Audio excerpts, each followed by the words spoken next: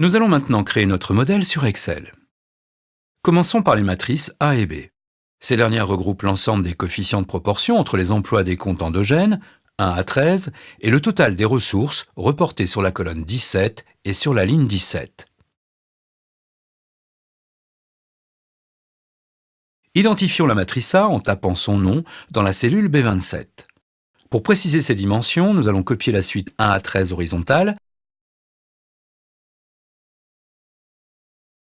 et la dupliquer grâce au bouton « Coller formule » du menu. De la même façon, nous copions la suite 1 à 16 verticale.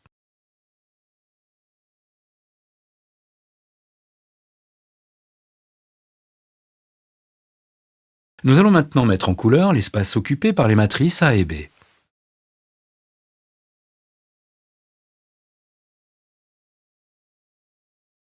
Le beige clair pour la matrice A,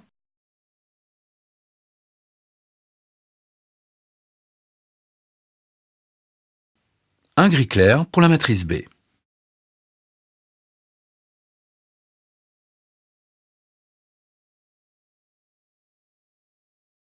Les coefficients des matrices A et B sont calculés en divisant chaque emploi par le total de la colonne. Ici, on rapporte la cellule D7 au total D23. Si la valeur est nulle, c'est parce que la cellule D7 est vide.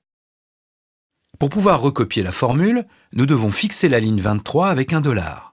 De cette façon, le diviseur sera toujours situé sur la ligne 23, celle du total. Il ne nous reste plus qu'à copier, puis à coller la formule sur la zone beige et grise. Le nombre de chiffres après la virgule peut enfin être réglé à partir du menu.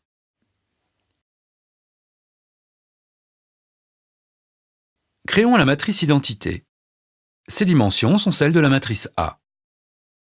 Identifions la matrice identité en tapant I dans la cellule B45. Délimitons l'espace de la matrice I en recopiant celui de la matrice A. Sélection, copier,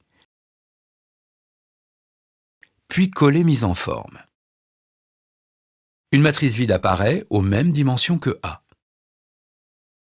Tapons ensuite le chiffre 1, une ligne au-dessus et une colonne avant la matrice I. Positionnons-nous sur le premier terme de la matrice et tapons égal. Déplaçons-nous ensuite sur le chiffre 1. D45 sera ainsi égal à C44. Copions enfin cette formule sur l'ensemble de la matrice I. Nous créons ainsi une matrice dont tous les termes de la diagonale sont égaux à 1 et dont tous les autres termes sont égaux à 0, c'est-à-dire une matrice identité. En effet, si on se positionne sur le premier terme de la matrice, sa formule de calcul indique qu'il est égal à la cellule située une ligne au-dessus et une colonne avant, c'est-à-dire 1. Il en sera de même pour tous les termes de la diagonale. Si on se positionne en dehors de la diagonale, en remontant d'une ligne et en reculant d'une colonne, on trouve forcément une valeur nulle.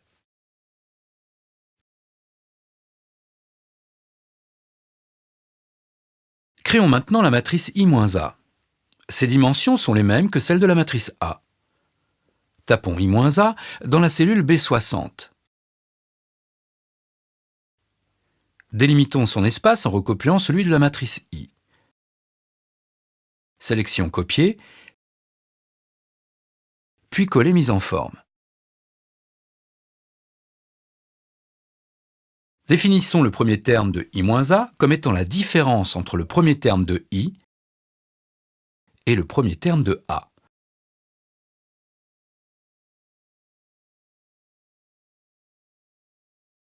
C'est-à-dire D45 moins D27.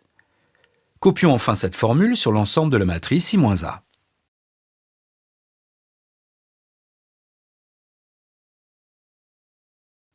Créons maintenant la matrice I-A-1, c'est-à-dire l'inverse de la matrice I-A. Ses dimensions sont les mêmes que celles de la matrice I-A. Tapons I-A-1 dans la cellule B75. Délimitons son espace en recopiant celui de la matrice I-A. Sélection, copier, puis coller mise en forme.